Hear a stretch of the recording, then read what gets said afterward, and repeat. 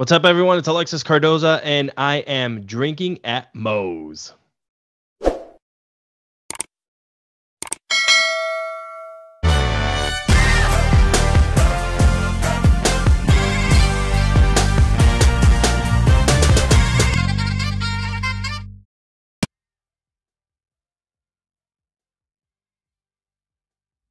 All right, everybody. Want to thank Reaper Apparel for having Drinkin at Moe's be a brand ambassador.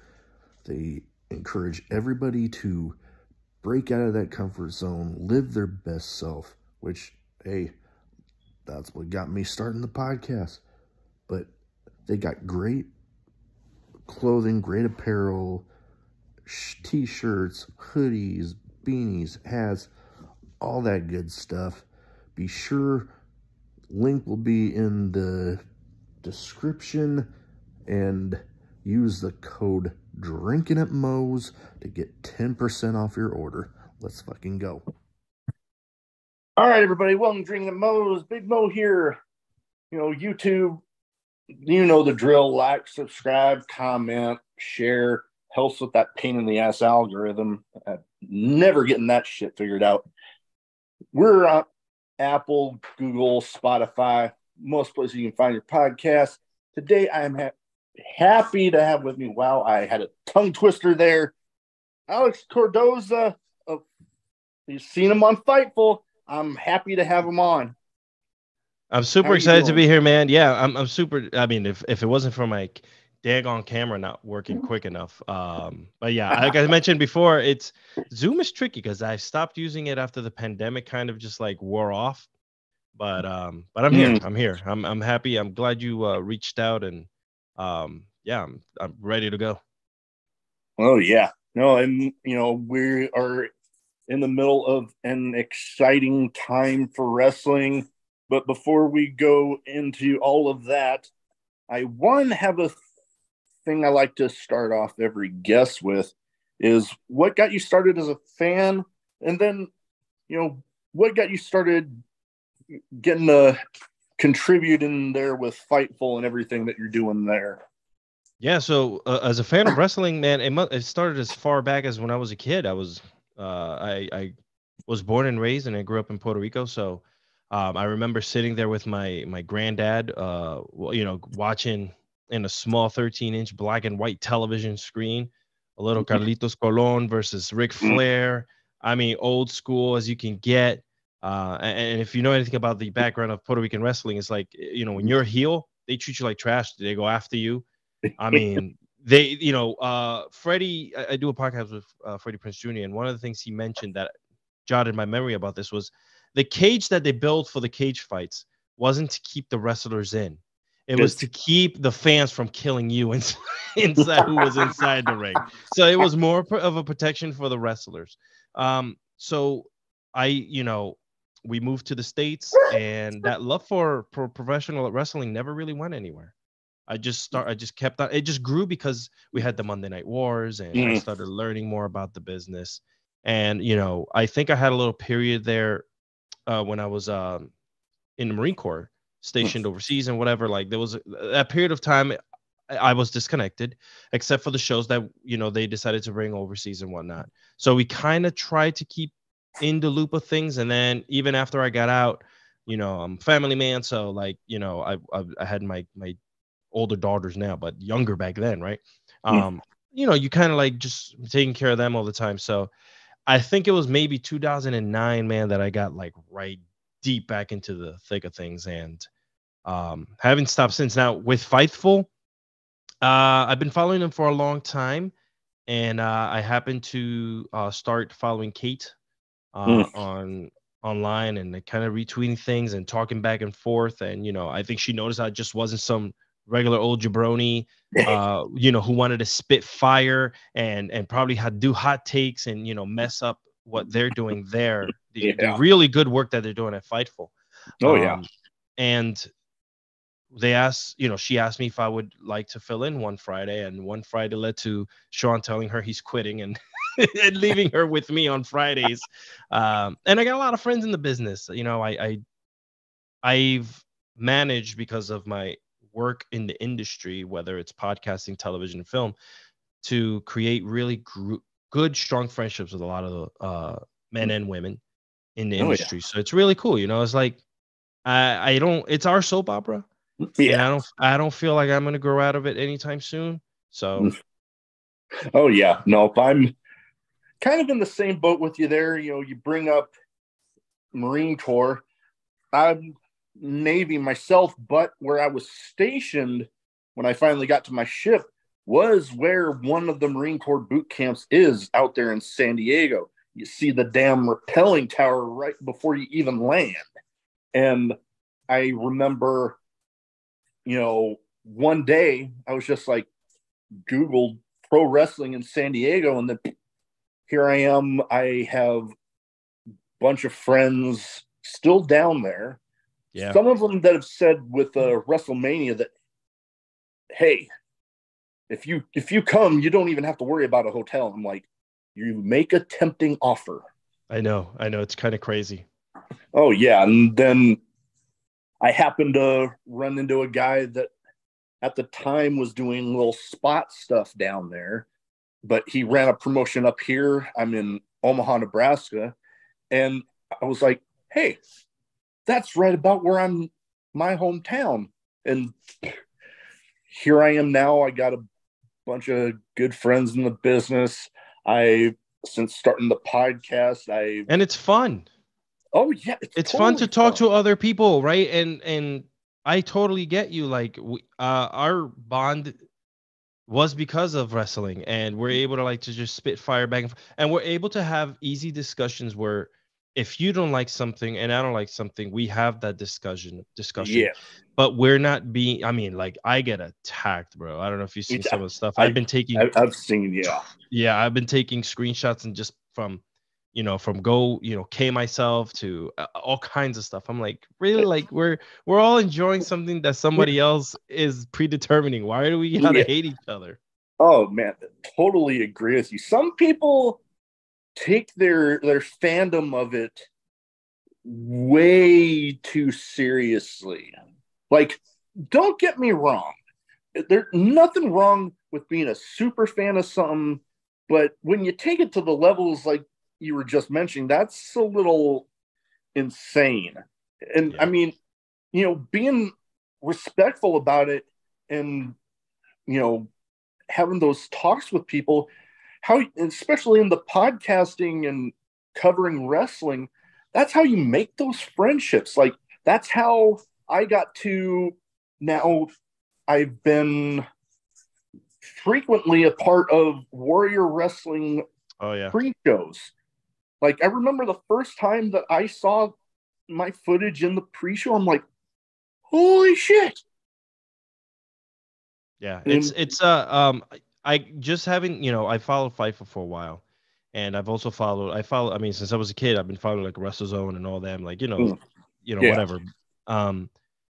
But for me, it's just interesting to see where with having friends in the business, I'm very careful with how and who I align myself with, because I don't want to make it seem like, I'm fishing for anything if we have private conversations having, and B, the fact that the team over at Fightful is not about the quote unquote the dirt and the crap, right? They're not creating stories about something that might be happening.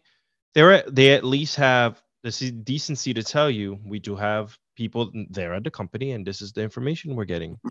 Yep. Yeah. No, I was gonna say that's why when some other places are reporting stuff, I'm like, don't. I take it with like a little bit of a grain of salt. But if Fightful's reporting it, I'm almost like, oh, okay, I might need to pay attention to this. Yeah. And you can definitely tell with the fact that there's other ones out there that are just like Fightful, where they get their sources and they wait, or they're quoting each other in a way that it's respectful to, not to spill anything that's behind a paywall or whatnot. People also don't understand that there's paywalls for everything. You can't read a Wall Street Journal news clipping or LA Times or New York Times or anything without being a subscriber of some type, right? So, there's that natural thing where you have to like have be mindful of the hard work that the guys and the girls are doing over at Fightful to put out some stuff. So yeah, so like I really enjoy doing the stuff, especially the Friday show, because in the Friday show we're just talking. We're kind of just going about what happened on a television program like AEW, Rampage, and SmackDown. So we're not there to speculate anything. We're talking facts from what we saw on television. Yeah, no, totally. And, I mentioned in some of our conversations before now that, on the computers at my regular job, the Fightful stuff is some of the few podcasts that actually work. So, like, I might not hear the podcast for the Friday show until Monday, but oh boy, am I listening. Yeah, and I get that a lot too. Like I'm very proud of the work that they've put up, and then I tend to think of myself as just like, okay, cool. I'm here to add on my commentary and to give my expertise. And Kate reassures me, it's like, no, you're there as you're part of the team. You're here for a reason. And so I've now built a steady following through Fightful with hey, Mirror Alex, or Step Alex, or Alex number 2, or whatever the case may be. Talking about showing the clavicles, like it's just so many things that have been happening. There's so many behind the curtain things that we all know because we talk on Twitter. And then when it comes to the show, it's like, it's really fun, man. So I think for me, it's an exciting, like you mentioned, it is an exciting time because I like the fact that there's 2 wrestling companies. I don't look at the ratings. I'm looking at the fact that there's a place where women and men can go eat. No, totally. And the thing, like, I don't really pay attention to rating stuff either. I know people are going to report about it, but with me, like with AEW, the way I'm looking at it is looking at the crowds when they pan the crowds and like, damn, everybody looks like they're having fun. Oh yeah. And just makes me like, I want to be there. Have you not had a chance to go to any of the I apologize for interrupting you. Have you not had a chance to go to any of the shows yet, live shows? Unfortunately, they have not come within more than 3 hours of me. Oh, wow. But coincidentally, now that we're talking about that, a friend that used to live with my wife and me, his now wife got a hold of me the other week saying that his birthday's coming up. He wants to go to the show next week that's going to be in Independence, Missouri. That's like 3 hours from here. Oh, wow. And was like, would you be able to go with him? And I'm like, just let me do the math on my PTO. But yeah. So we're going to be there next week. It is a party atmosphere. I went to Dynamite in at the Prudential Center when I was living up in Jersey, and oh my God, I mean, and I've been to WrestleManias, I've been to multiple WWE shows, and having a friend there that works there helps because he's like, hey, I'm in the area, you want to come hang out? I'm like, yeah, I'm not gonna say no. Yeah, no, totally. I am waiting to see, like, when are they coming down to Raleigh, because Raleigh's a big town, and the wrestling here, North Carolina wrestling is historic. So I would love. Yeah, go ahead. Like I told you, I got English Bulldog and a Great Dane, and the Bulldog was getting a hold of one of the squeaky toys. You're good. So yeah, so like for me, I would love to see them come down here. Like I look at the schedule and I'm like, come on, guys, like. Yeah, like I don't mind going if they're down in South Carolina. It's not a far ride, but I want to make it I want to make it eventful as well. Oh no, totally. And that's the way I've been with, wanting them to hopefully come to Omaha, or maybe Lincoln, that's only like an hour away. And, that way that I don't have to worry about when I'm coming back at home and if I have to take the next day off because we're going to be getting back at like 2 a.m. Yeah, exactly. And one of the things I learned is just to sit back and appreciate the differences in both companies. The kind of a little bit more of an adult style bruiser type of fighting on AEW, and the entertainment side of WWE, which also has its amazing storytelling. Like Totally. they're doing Oscar-worthy stuff right now, and they're riding that ship. And by all means, please do it. Like I hope this continues forever for them. Yeah. And at the same token, whatever AEW, whenever they capture lightning in a bottle, like what they're doing right now with the women, women's storytelling in AEW, I hope they just continues to go. And they're finally getting it together. I notice a lot of things without factions and different people, and like stories are starting to mend together. And if something happened last year, but they kind of bring it up, which is not easy to do. Total. Yeah, that's true. Why I'm such a fan. I'm like, I grew up during the Monday Night Wars, and I say this on Twitter a lot. Like these people that are just out of control, and I'm like, bro, you never grew up during. I can tell that you didn't grow up during the Monday Night Wars. Like I can see it, because if I had the money and my parents had the time to take me to a WCW show or a WWE show, I would have been crazy on television. It would have been crazy. The atmosphere, just you can feel the energy on the television. Yeah. So I mean, till this day, I watch old school WCW Nitro because I, for some reason, gravitated to it, and I think it was like the NWO storytelling and all that stuff. And then obviously WWE took over with as young men seeing what they were putting out there with the Attitude Era. We kind of let's let's look at this. Yeah. Well, and I got to experience a Monday Night Raw taping during that era, wow. and man, like it, and it's awesome now. It's a little harder for me to find with the way they have everything on Peacock, but the one that I got to see was back.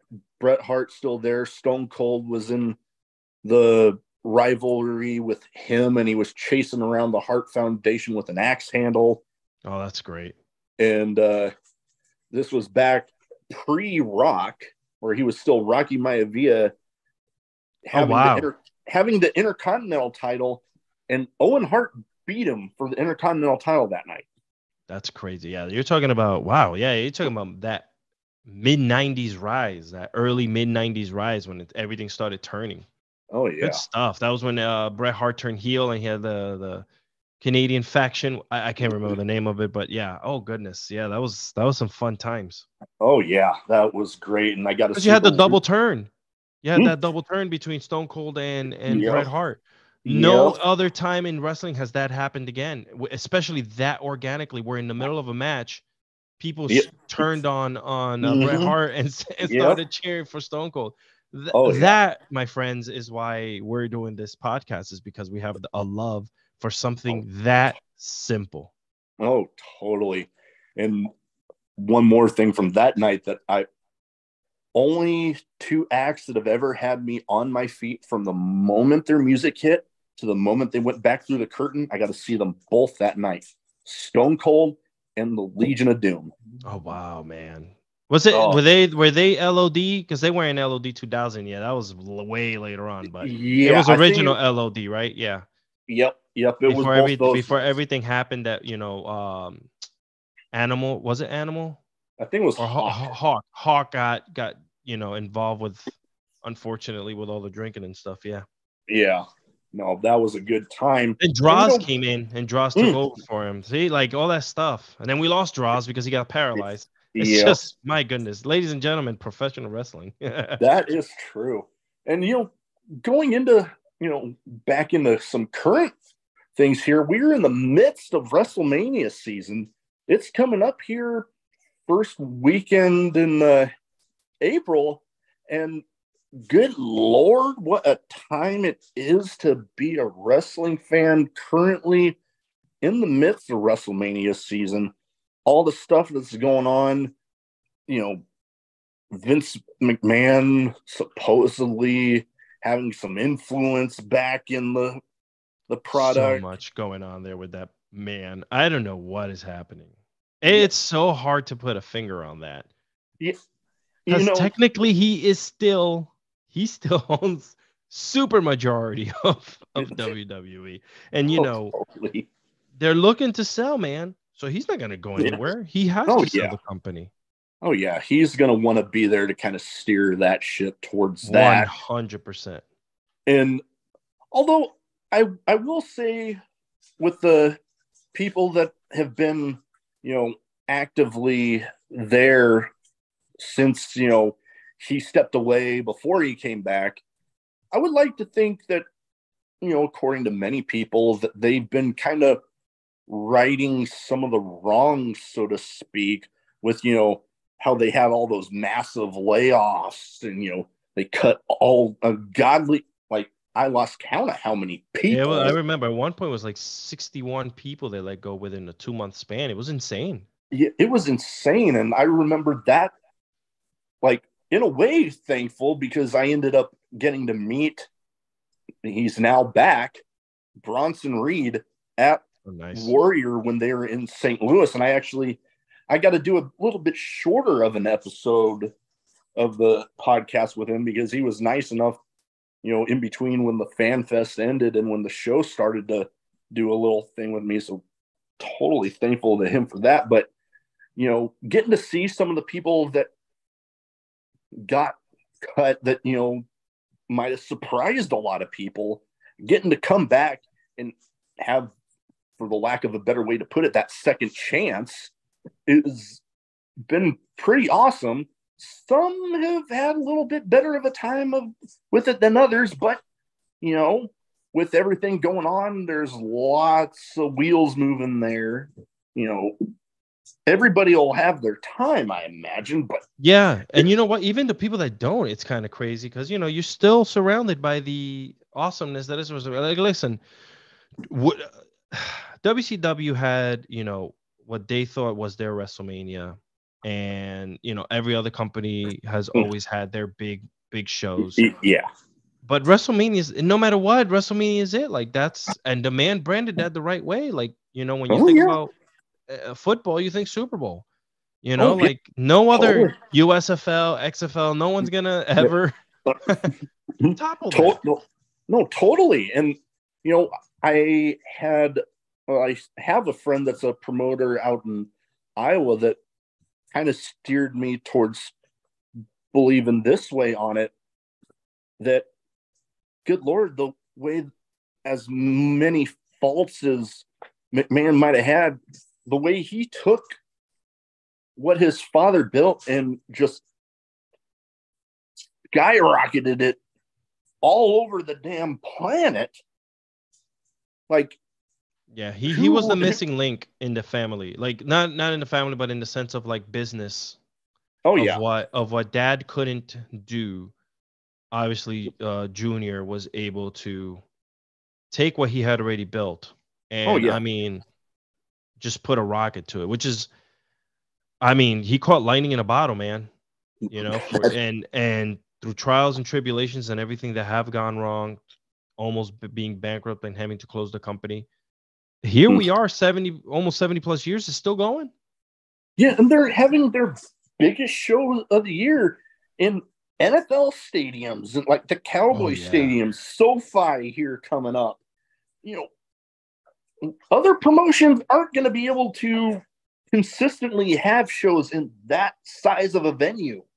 I tell people that all the time. I'm like, I come from a time when WrestleMania was being held at like the Continental Airlines Arena in New Jersey, Madison Square Garden for, you know, 10 straight years. And then he wanted to separate from that and take it to other places, you know, the TD Garden up in Boston. And then surely enough, he's like, hey, let's try a stadium. And now we got a 2-day show in a stadium. I don't know. I got a question for you. How long do you think that will last? Because the 2-day thing is cool, but there has to be a fatigue for it. I know it's only been 3 years, right? Since the pandemic thing. So a 2-night event, obviously, because we had pandemics. But how long do you think something like that will be viable for as long as, you know, obviously, as long as there's no fatigue from it, I guess, you know, like, okay, cool. Do we really need a second night, you know?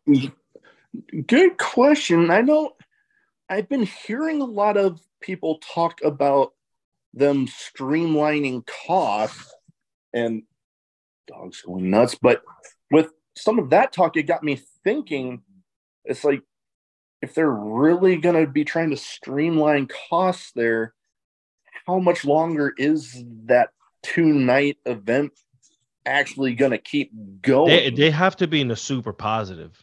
I mean, I'm talking about like after renting the venue and paying out, and I mean, they have to, in order for them to continue doing this successfully, which, you know, they do the stadium events.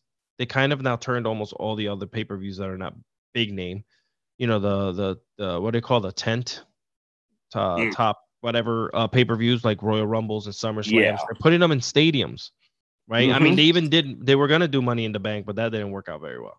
Yeah. But how long?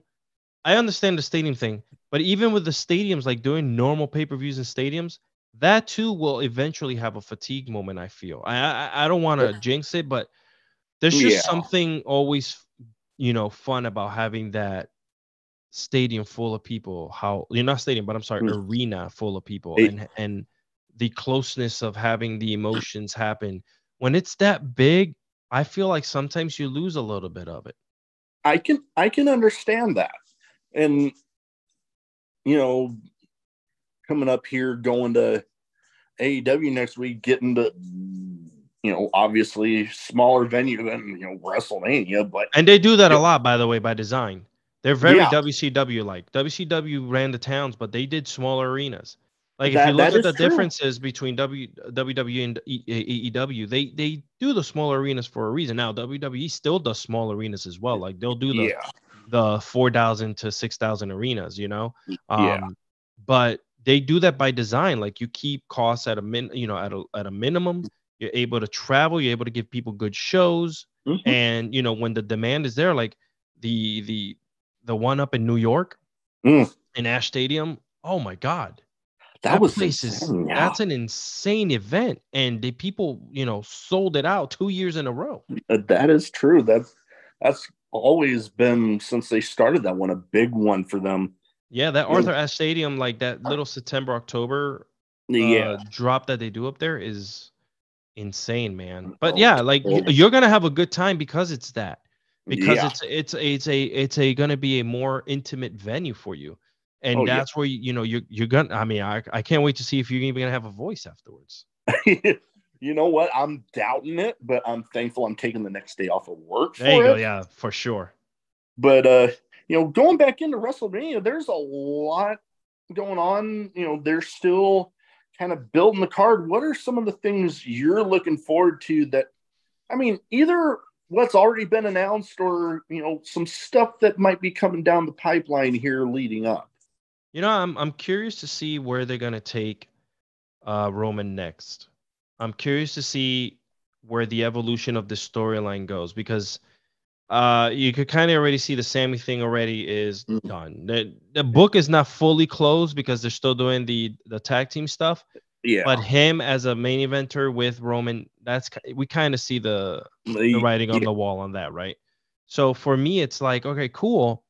Where do you take this story now? Because as a storyteller, someone who writes a lot and thinks of things and ideas on how to keep things relevant, how do you keep that story going?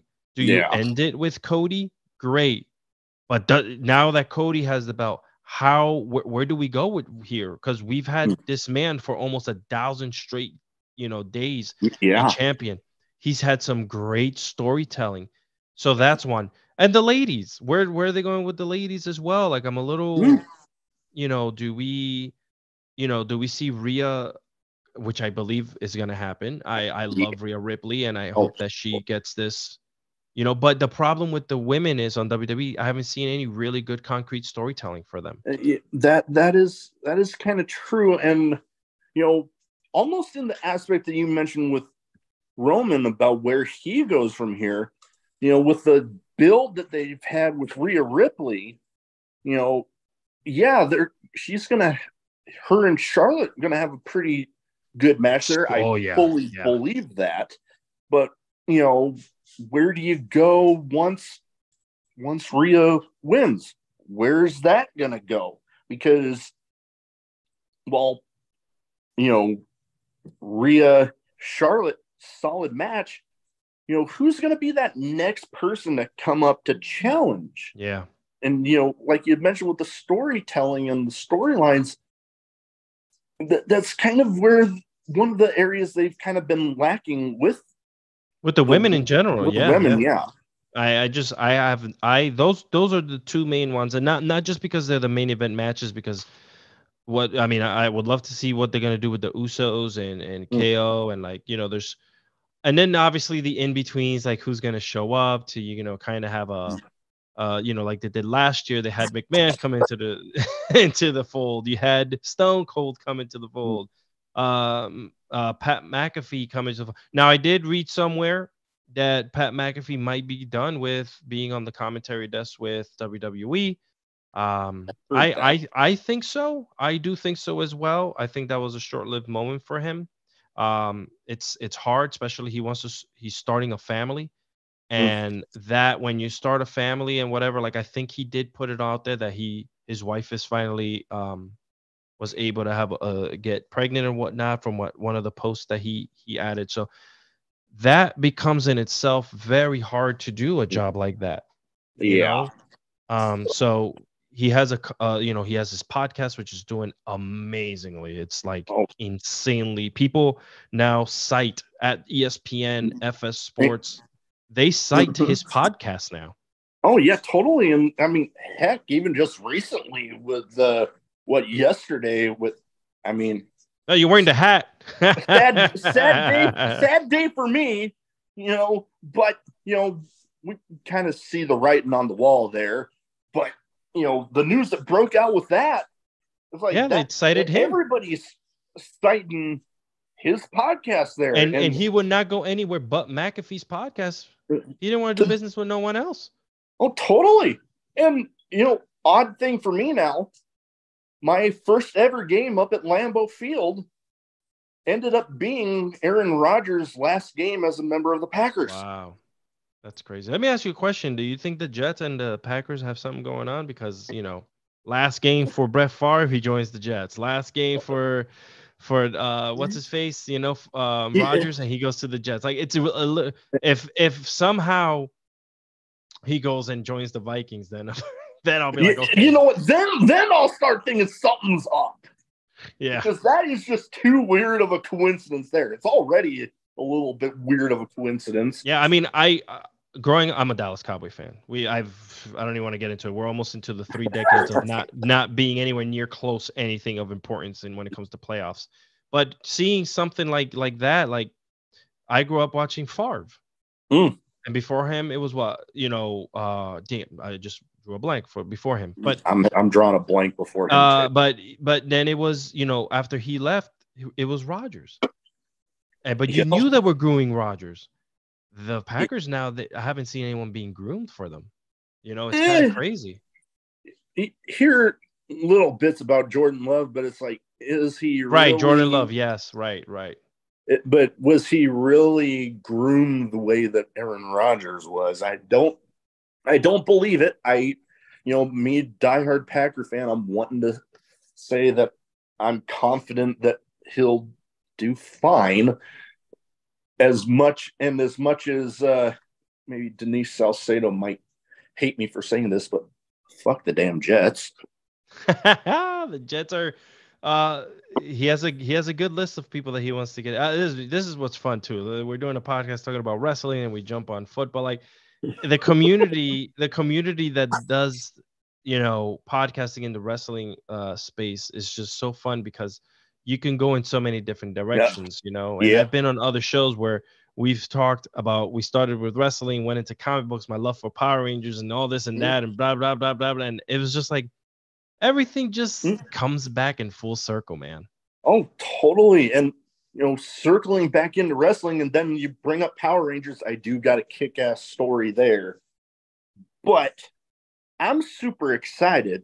Kate is actually on the team covering the Ring of Honor Return to Honor Club post shows, which I also do listen to those every week at work, but I do also watch the show. Man, they've been off to a pretty goddamn good start. Oh there. yeah, Ring of Honor, man. It's just I'm super stoked for them. I'm so happy that it worked out because this could have been really bad. Yeah, And totally. and I think what the thing that we can look towards is the fact that the wrestling fandom, those who enjoy wrestling outside of just wanting to watch WWE, which is there's a lot of casuals involved in that. Yeah. Because that's the name that they assume will be the end all be all because that's what they know. Yeah. Like when I think of ketchup, I think of Heinz. That's it. Oh, I'm gonna go get a bottle of ketchup from Heinz ketchup. That's it. I don't know if there's anything else. I know there is. Yeah. But with WWE, it's like that. So seeing people who are wholeheartedly love Ring of Honor still watching it, and then on top of that, having other fans join into the fray and just keeping it alive as there's, and he's putting out good matches. Good matches. They've had solid opening and main events for both shows so far. Yeah. I'm currently excited for tonight's one because, just yesterday, as of recording this, I actually got to speak with one of the guys that is going to be on the show up against Wheeler Yuta for the pure title. Clark Connors, got to talk to him last night for the show. His episode and your episode, I'm making a kind of double release to not only celebrate WrestleMania weekend, but also just weird coincidence happened to happen that will actually be 100th episode getting released. Oh, nice. That day. Congrats, man. Consistency is key. I tell that to everyone. Like people always want to do and start things, but man, the minute they don't see some type of like instant gratification, that's just the way life doesn't work that way, and like just gotta do things because if you love something and you want to put it out, you put it out there. Oh yeah. That's it. Yeah. No, that's what I try to do. And, I've been lucky enough in these first 100 episodes. Hell yeah. Hell, we talked about Ring of Honor, not only Clark Connors. I've talked to JD Griffey that is still a part of Shane Taylor Promotions. One of my first ever Zoom interviews was actually with the one and only Carrie Silken. Nice. And my actual first ever Zoom interview was with some guys that are getting a little bit of a raw deal lately, but Ring of Honor originals from the beginning, the SATs, love those guys. They've been good friends, and hell, I mentioned getting to talk to Bronson Reed, getting to be part of the Warrior Wrestling family, as they've put it to me. It's been you just got to continue going. I say this to everyone. Listen, my professional life is this. Like this is I'm a producer, creator. I'm a writer, everything for iHeartMedia. So like this is what I do, right? So I tell this even to my celebrity talent, quote unquote celebrity talent. It's like, hey, you have a name that's great, but you got to stick to things. Like you gotta put yourself out there. You gotta be vulnerable, and you gotta stick to it. Because 100 episodes is a big effing deal. I don't care what anyone tells you. Like that is not easy. You're taking the time out of your day to do something and talk about something that you're passionate about and putting it out there. And your vulnerability level is at 1,000,000,000,000 because you don't know if anyone's gonna gravitate and listen. But deep down inside, that's what you want to do. And I commend you for that, man. Applauses for that. That's a big effing deal.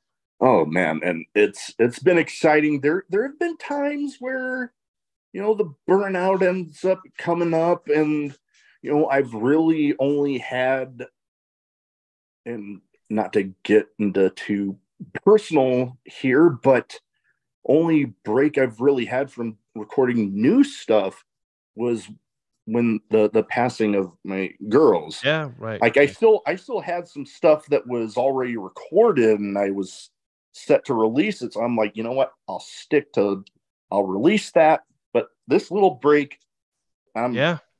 nothing new. But then I bounce back into it. Hell, next month I have about 3 interviews a week for all but that last week of the month. Yeah, and it doesn't hurt to just slide into anyone's DMs. What's the worst thing? They say no, or they don't answer because they just don't see it. Like, oh yeah, people just don't understand. If you don't go and put yourself out there and do the things that you want to do, no one's gonna friggin' say, here, let me give it to you. Oh yeah, no, totally. And I mean, hell, I mentioned so often that there have been so many of my times where I've reached out to people that I'm like, this might be a long shot, but here. Yeah, why not? See if it sticks. Sometimes, thankfully, out of people that have reached back, there's only been a few times that I've just gotten a flat out no. More often than not, I just don't hear from the person, but that's right. Whatever. Yeah. But, hell, that's how I ended up getting to interview the SATs, Carrie Silken and Clark Connors, But there's so much wrestling. I tell everyone that, like, I'm like, I don't know, this weird thing where everyone's like, oh, everyone has a pie. Like, who cares? It's accessible. Why not? Everyone has a YouTube channel. You're not complaining about that. Totally.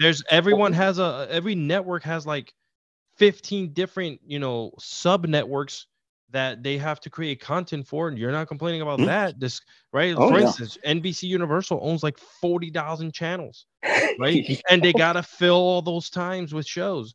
Why are you people care so much about the fact that I can go into something like what's their face?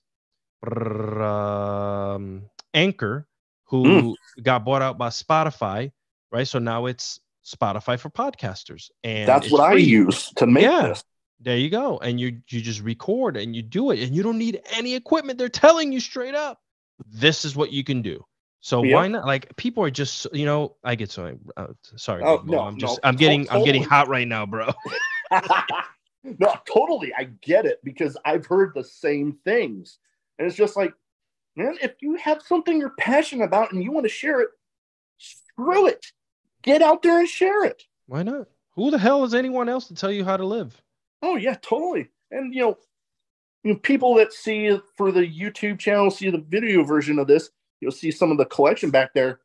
I'm not as heavy into it as like Matt Cardona or something. No one's as big as Mark Cardona. But I've gotten into it, and I've actually started to. I like to, as much as I can, get figures signed, and I've been lucky enough to have a whole handful of them signed. Like, out in Des Moines, Sammy Callahan's promotion Revolver periodically does shows there. I've got figures signed from Rich Swann, Keith Lee, Swerve, just recently Taya Valkyrie. Oh, nice. John Morrison, Kushida. Like AEW's Taya Valkyrie now. Oh, I know. As of last night. Yeah, that's. Oh man, I'm excited for that. I have a feeling, the way they're building up the women's division there, that's going to be amazing. And you mentioned you can see a little bit of a Power Ranger collection. I don't have as much for there, but this was, I'm forgetting how long ago this was now, but he was coming to this place in town, Krypton Comics, shout out to them, but they periodically have people coming in, and a friend of mine, coincidentally the one I'm going to AEW with, he's like, hey, did you hear Jason David Frank's coming to Krypton? And I'm like, wait, what? So like I went and I bought a Green Ranger Funko Pop and went there and got it signed. And when it comes to signed stuff, there's those collectors out there at conventions that sell their signed memorabilia. I'm one of those that I don't really like buying the already signed stuff, right? Because people talk about certificates of authenticity or this or that. And when people do that, especially with the Green Ranger one, after he signed it, got the picture taken, and he's holding the Funko like the Morphin thing. Yeah, that was there. him. Yeah, and I'm like, you want my certificate of authenticity? There, right there. Yep. He's holding it. That good enough for you? Yeah. He was different. He was a different breed. Very, very sad that we lost him. Definitely. He was a good friend. I was, in a million years, I would not be able to go 20 years back into time and tell my younger self, hey, keep watching this. Don't be bullied out of it, because guess what? 20 years from now, you're going to be hanging out with them and you're going to become friends with them, and you're going to be involved in that universe. And lo and behold, here I am. Like I mentioned before, 20, 25 years later, I work with them. I'm a host at the Ranger Stop and Pop convention in Atlanta. I hang out with all of them. I'm very, very good friends with the original cast. I had a show with Steve Cardenas, who was the second Red Ranger on the show. Like, Awesome. It's just like, this all ties in. If you have a love for something, just continue going at it. Oh, totally. And, like that, also similar in a way to me with wrestling. I continued my love for it while I kind of waned a little bit here or there. Sure. It was always there in some form. And then, hell, now look at me getting to talk to, people from all over the damn business. And listen, and for me, I love hanging out. I treat everyone in the same level of respect, right? That's just the way I grew up, right? I just see everyone on the same playing field. I've never geeked out over anyone. I've never fangirled or fanboyed about anyone. Like, for me, I'm just here. I'm like, nice to meet you. You've put in a lot of work into what you're doing. I respect that. Have a great day. That's what it is for me. So when someone like you asks me to come on your show, I'm very privileged to even have the opportunity to come here and sit with you, someone who loves the business and someone who has so much passion for what he's doing. And for me, it's just like, it's that simple. Like, is it hard to be human and give someone a little bit of time that you will probably enjoy? Because I've enjoyed this, and this is like cool as hell for me. Like, who the hell am I to be on your show? And for me, I'm like, all right, cool. If you, Big Mo, like, let me just look at my schedule, make sure everything's aligned, just because I'm a very busy person. But outside of that, I want to be on. And it's just, to me, it's just like, oh my God, that's a privilege and an honor for someone to take the time out of their day to hit me up, to ask this freaking nobody jabroni back here, complaining on Twitter and taking takes and getting death threats, I know, right?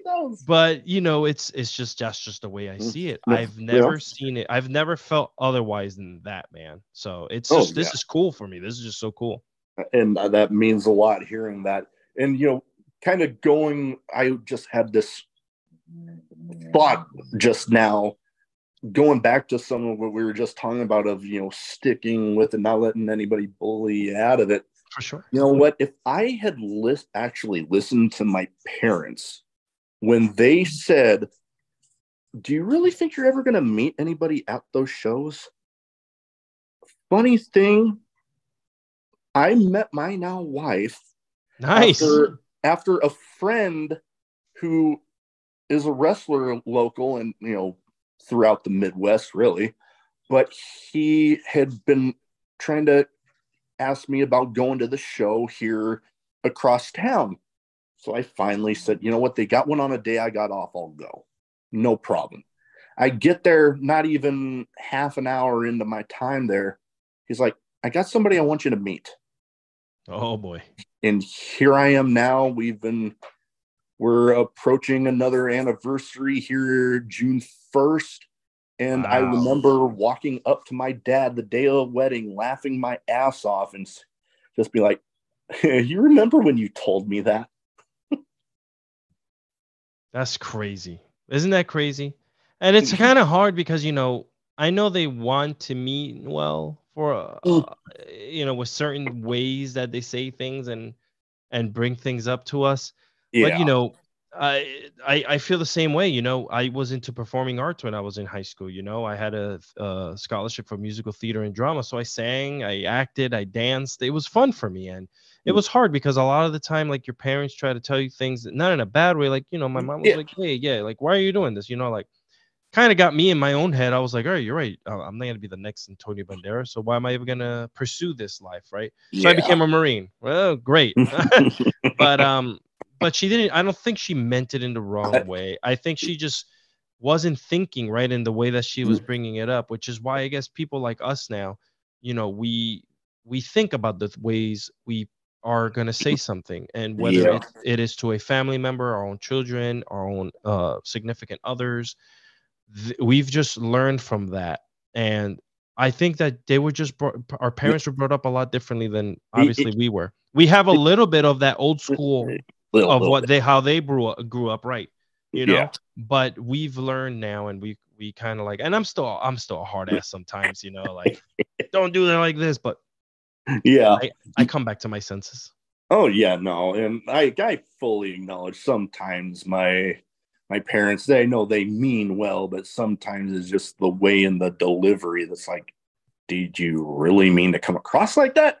Yeah, and this is why I say people who are listening and watching, to stick to what you love, whatever it is. If you love gaming, streaming, sewing, podcasting, whatever it is, like, Mhm.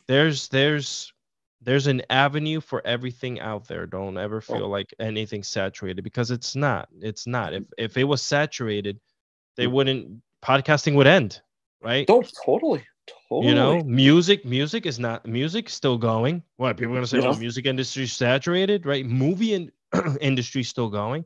What are you gonna you tell know, me, the movie industry's saturated? No. you know, It is no, so weird to come up to someone and say, hey, Big Mo, you should not do this. Like, maybe rethink all this. Why would anyone even think that? yeah. Golly, man. I tell you. Heck, Getting if hot. I I told listen, everyone I was getting hot.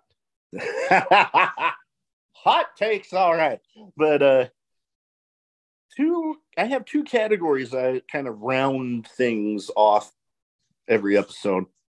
One's a bit of a name game where I name off some people, will go wrestling, and you give me your first thoughts on them. Sure, let's go.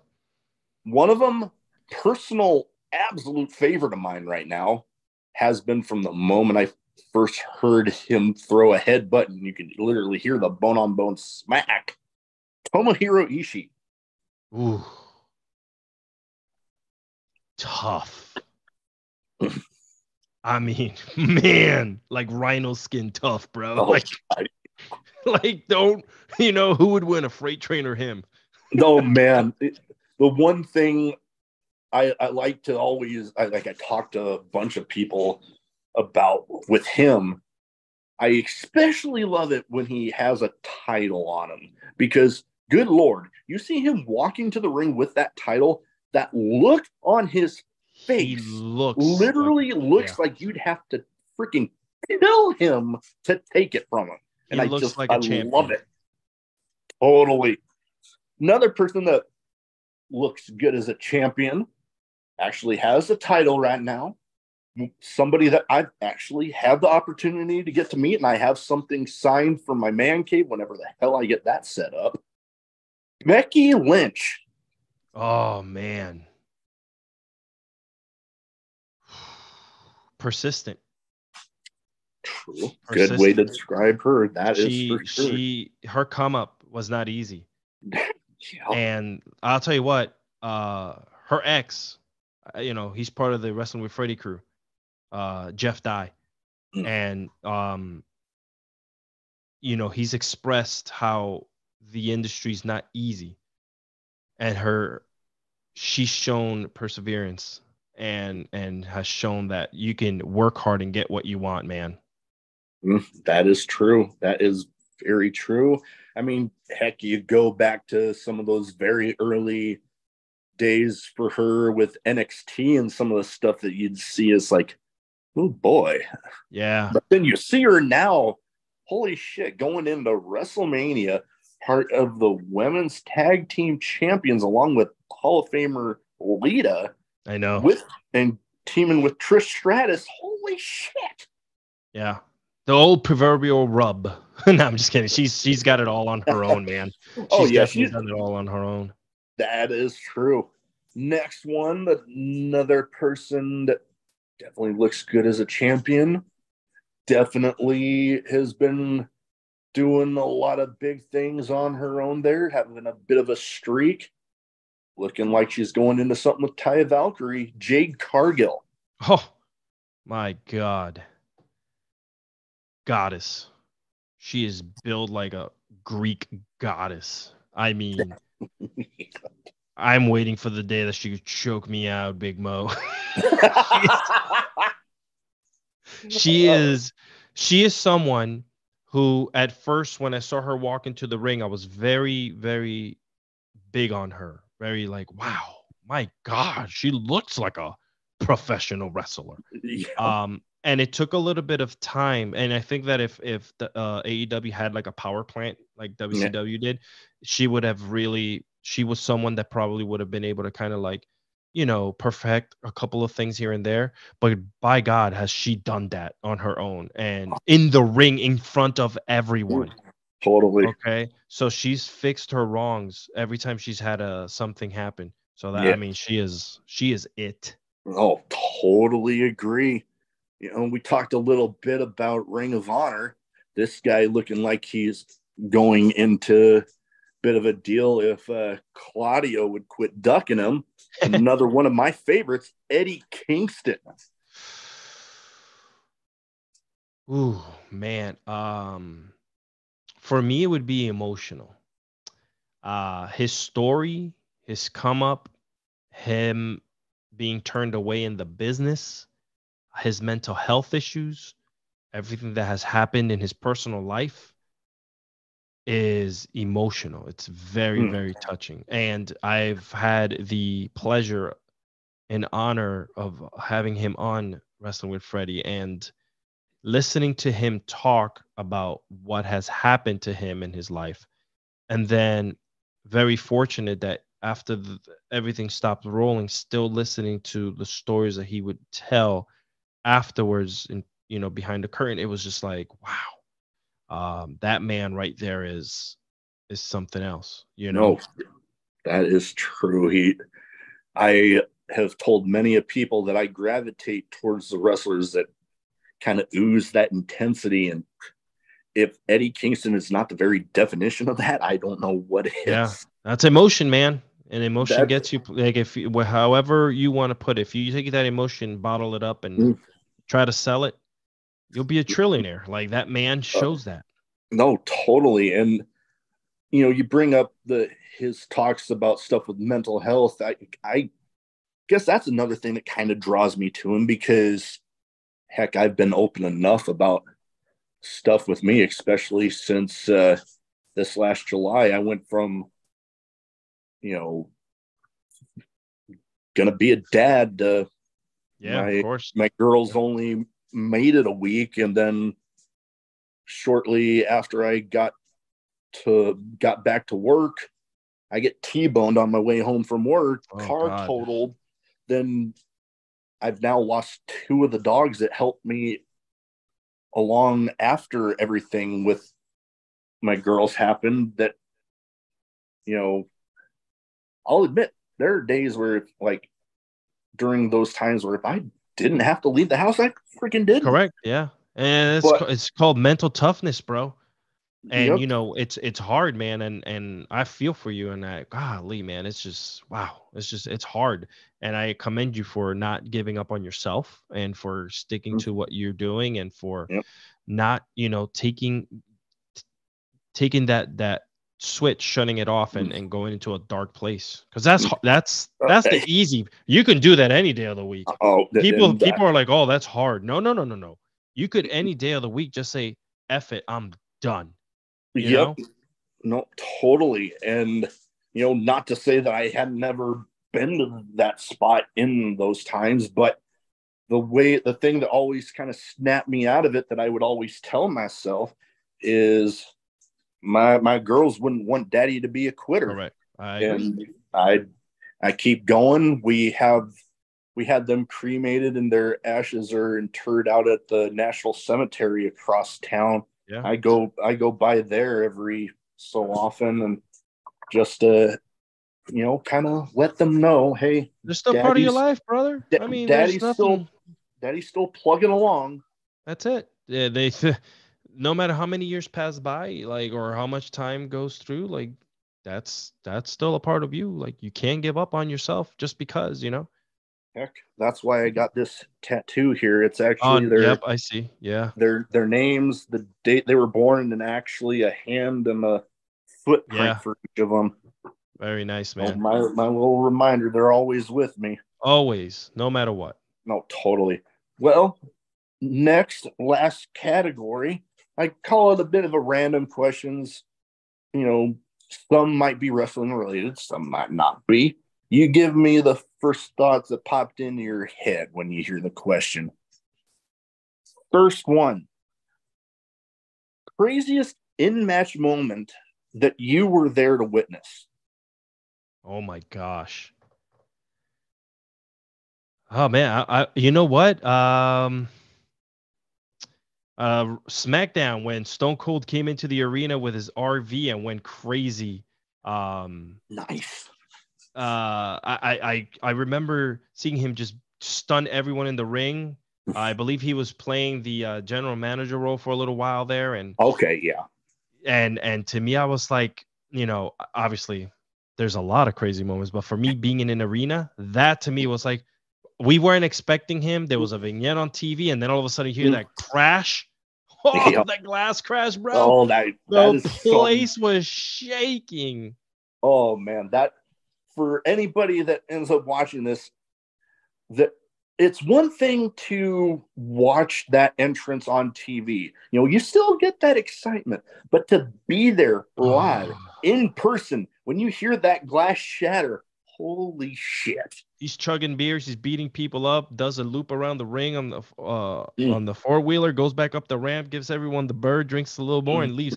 I was like, what did I just watch? I love you can't explain this to a normal person. Oh yeah.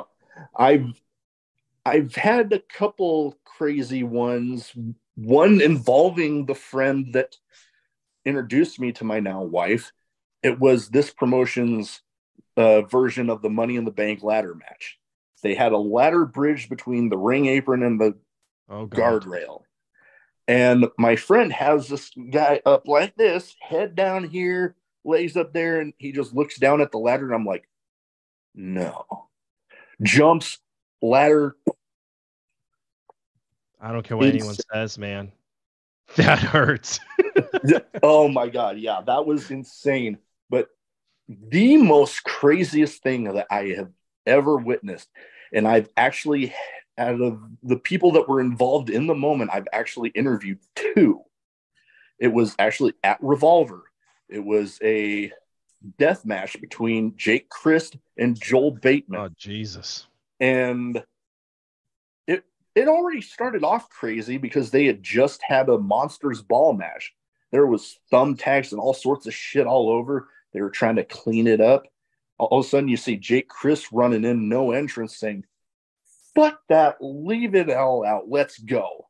And then the way it ended with them taking, I think it was 4 folding chairs. Oh my God. Bridging 2 panes of glass. And then I see Bobby, his manager, rolling in, and he pulls out lighter fluid from his pocket. I figured. And lights the glass on fire. I figured that was right there, the craziest thing I've ever witnessed. I figured there was going to be some smell of cooking going on. Oh man. And to see what I consider my first real death match, is you see promotions out there promoting death matches when, in my opinion, it's more of a standard hardcore rules match with the labeled deathmatch on it. Right. But this was like CZW, GCW style deathmatch. God. Holy shit. It was something else. Well, I wouldn't feel right not having this question on with the title of the show, Drinking at Moe's. What would you say favorite drink, alcoholic, non, or, you know, one of each if you want? Alcoholic. You know, I'm not. So this is the part of me that sucks because I'm not like a huge drinker, but I love to drink. And I love. This is weird, and I think it was because of the Big Lebowski. I love White Russians. I don't know why. They're tasty to me, right? My wife loves those. Oh God, and you could drink them, and you don't even know what's happening. And you know, growing up in the island, I am, you know, 100% Puerto Rican. I love my mojitos. You know, some Those are good. Bacardi rum with the mint leaves, a little simple sugar, bro, and you know, a splash of flavor of any kind, and done. You're those you could drink all night. They're refreshing, and next thing you know, you're like, what is happening? You know, Yep. you're waking up 2 days later. Nope, I can agree with you. Those are all tasty options. I know for me, I'm more of a beer drinker. I'm saving the last of my Broken Skull American lagers for I've WrestleMania. not had that yet, man. Oh, the American lager is fucking tasty as hell. I need to find a place out here in North Carolina that sells them because I can't find them, man. Here in Omaha, there isn't. I happened to be on my trip to the Packer game, and I'm like, I just randomly looked up because I'm like, maybe they have something somewhere around here. Boom, they did. We stopped to get some of they have a beer that's only available in Wisconsin, a Spotted Cow. Oh, yeah, I've heard of that. Yeah. Damn good beer. But we got some of that, and then I'm like, hey, they got some of this other stuff here, and lo and behold, I think they had 1 4-pack left, and I freaking got it. Nice. I gotta definitely look for it. I've heard nothing but good things. So, oh, the hell that. I mean, obviously, with the character the guy played for so long, you'd think if anybody knew how to make a damn good beer, that guy would be it. And shit, damn it, he sure does. Other than that, my wife seems to think I have a bit of a Dr. Pepper problem. I always tell her I don't have a problem. I have it figured out. The only problem I have is when I don't have any. There it is. I believe that she should reevaluate it because that's exactly the problem right there. If there's not enough around. Yep. No, totally. Now, we've talked a lot about some of the major promotions out there, AEW, Ring of Honor, WWE. What would you say you have like maybe a favorite indie promotion out there? But I mean, obviously there's so many to choose from. What would you say is a favorite? You know, I've actually does GCW count? You know what? I would count because it's not like they have a national TV deal. They have Fight Plus. And what about Pro Wrestling Guerrilla? I would definitely count them. Okay. Yeah. I think those two right off the top of my head, just because I actually like took the time to look them up and look for matches and stuff like that. Not to say that I have not been to local ones. Like I've done dozens and dozens of local indie shows where they have, you know, wrestlers that have been retired for 40 years, you know, wrestle. Or as of late, you know, you got the AEW and WWE faithful that do these indie shows, you know, obviously not that are part of WWE anymore. But it's cool to kind of like go and be in a small gym and just enjoy it. Oh, like, totally. I don't need to be in an arena full of 15,000 people to love what I'm watching. Oh yeah. Nope. I fully agree with you. GCW is definitely up there for me. I mean, I would feel bad if I didn't mention my friends at Warrior Wrestling. They put on a consistently amazing product. A little bit of something for everybody in pretty much all of their shows, which I tell Steve, the promoter, that all the time. And, obviously we have 2 local promotions that I enjoy attending when I can. And then I do have some friends over at Wrestling Revolver, Sammy Callahan's promotion, that they put on, again, consistently great shows. We talked about kind of a bit of a party vibe with some AEW shows. Sammy Callahan's promotion consistently like a damn party the entire damn time you're there. Love it. Well, I have mentioned, I have a couple dogs. We also have a couple cats. Would you say you're more of a dog or a cat person? I've been always more of a dog. Like I had a cat too growing up, but I've always just kind of always been more of a dog person. Though I am an animal lover. So if you present it, I'm gonna grab it and love it to death. Oh yeah, I am exactly the same. Spent more of my time growing up with cats, but now my wife and we actually help out. We've taken a break from fostering, but we help out with a short-nosed breed centering around bulldogs and Boston Terriers and stuff. But, helping out with fostering, getting dogs adopted and stuff. Sure. The Bulldogs got a soft spot in my heart. We got like I mentioned, a Great Dane who's finally settled down right now. So I consider myself more of a dog person, but literally like you, I love animals. If you put a nice animal in front of me, I'll love the hell out of it. For sure. Same. Totally. Last but not least, there's a lot of talk, especially lately with, I believe Undertaker and Ric Flair both being asked about their Mount Rushmore of WWE. If you had to pick a Mount Rushmore of professional wrestling, like your personal Mount Rushmore, who would be on it? I would have to start off with the very first person that I started watching wrestling was Carlitos Colon. I gotta throw my Latin representation up there. Like I believe that his promotion down in Puerto Rico, I mean, everyone, even with Japanese wrestling, it was just huge. Yeah. I would say obviously Stone Cold for me. And I'm very biased. I grew up in the 90s, people, so you're gonna have to put up with me. Undertaker. He was my favorite wrestler ever growing up. And man, I would put someone like a Mickey James. It would be hard to argue against that.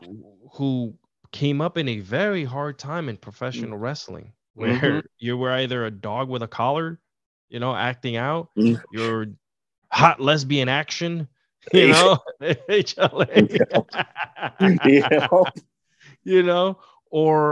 had to put up with a lot of like the skimpiness of wrestling back then, and who has pioneered. And I mean, she was an Impact World Champion at a Royal Rumble.